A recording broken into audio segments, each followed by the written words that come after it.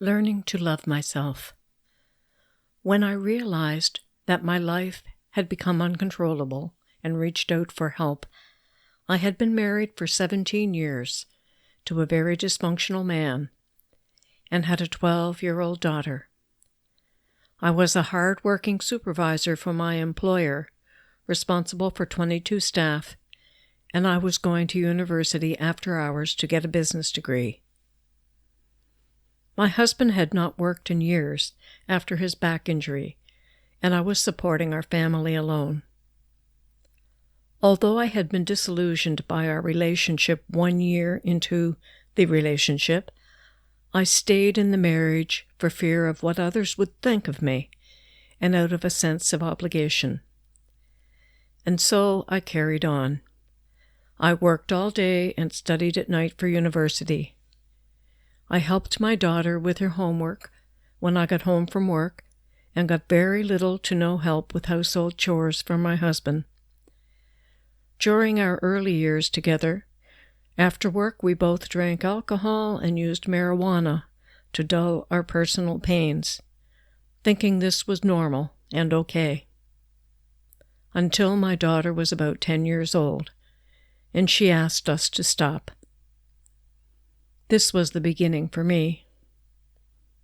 On my own, I started to take steps to change, but my husband refused to stop drinking and smoking marijuana.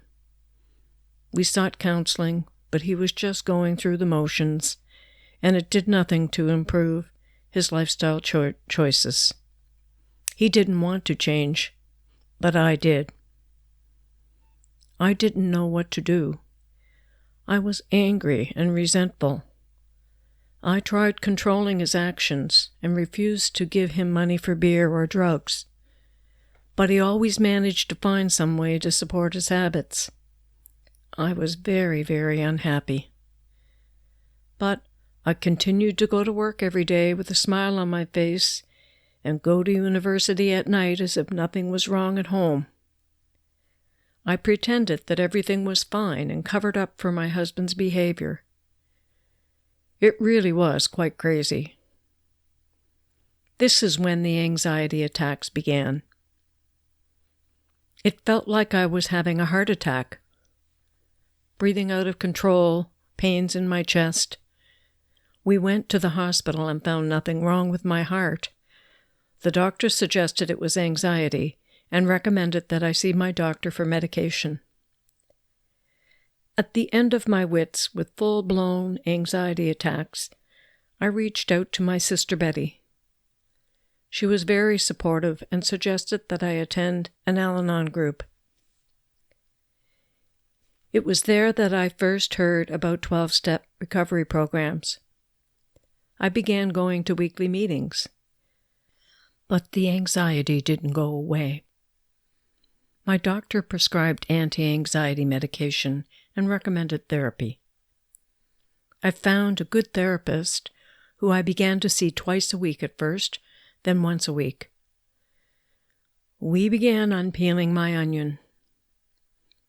My therapy included journaling and writing about my childhood, my parents and siblings, and the family environment before I left home at 19.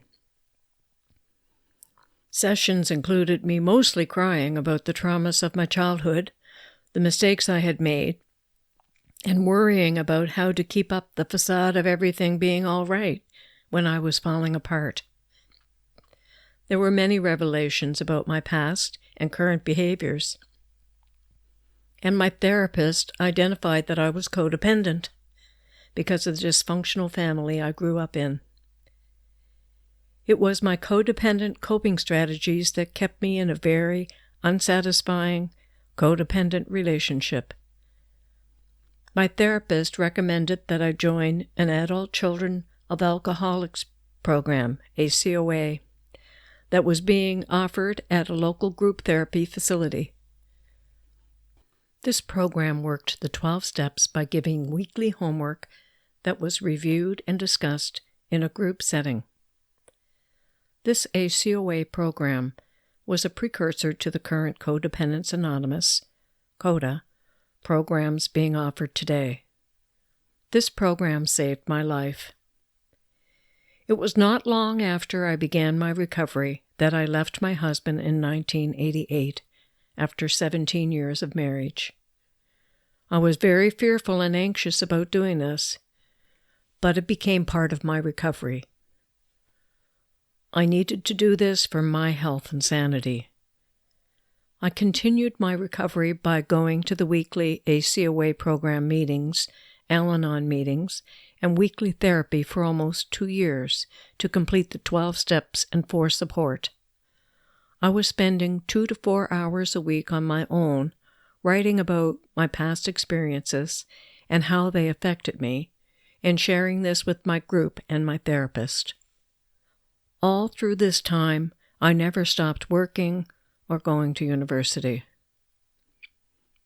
Through working the steps and peeling back the layers of hurt in my life, I recognized how crazy my life had been up to that point and what survival behaviors I had learned during my childhood to keep myself safe and how this had impacted my relationships. I had developed very low self-esteem, but covered this up by trying to appear perfect to outsiders and family. To make this work, I covered up what it was like at home, just like my mother had taught me to do, and was controlling towards my husband and daughter, expecting them to be perfect too, just like my father. Because I worked the steps, I learned how to have a relationship with myself and began my spiritual awakening. I got to know who I was and who I was not, and I began to renew a long-lost relationship with my higher power, whom I like to refer to as God. I prayed and read the Bible and meditated to help me find my way.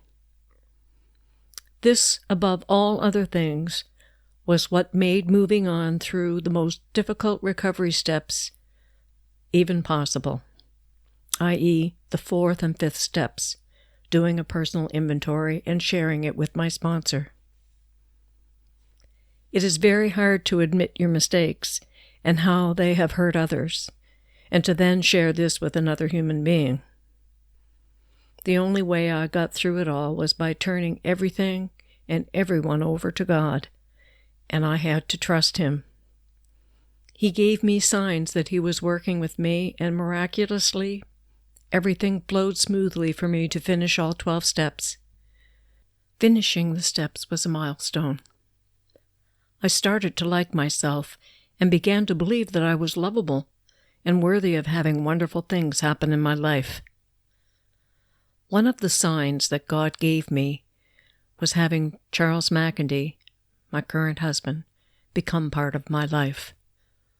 The two of us had both recently separated from dysfunctional relationships when we first started sharing our experiences as friends. I was very afraid of entering a new relationship too soon, so we continued as friends for a while. We discussed our flaws together in our past relationships and the roles we played in the downfall of our marriages. We became good, trustworthy friends, discovered the promise of a healthy relationship, fell in love, and decided to marry. However, before we got married, we took 2 years to prepare. We unpeeled the onions between the two of us. We discussed our fears, our desires, our hopes, our dreams. We talked about healthy boundaries between us, what we valued and disliked about our past relationships. We worked on helping our children and ultimately discovered joy and peace through having an authentic relationship together. Nothing hidden from view, all exposed and still loving what we saw. We also tried hard to help our children, who we knew had been affected by their dysfunctional upbringing with us. Some have done better than others. What I realize today is that although the relationship with my husband is healthy and authentic, there was another relationship that needed exposure and work. That was the relationship with my daughter.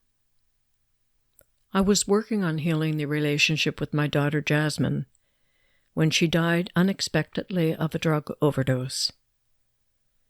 I don't feel it is necessary to dwell on my daughter's life story, except to explain how it impacted me and the choices I made, and how it led to my awakening. It is with this in mind that I share these details of her life.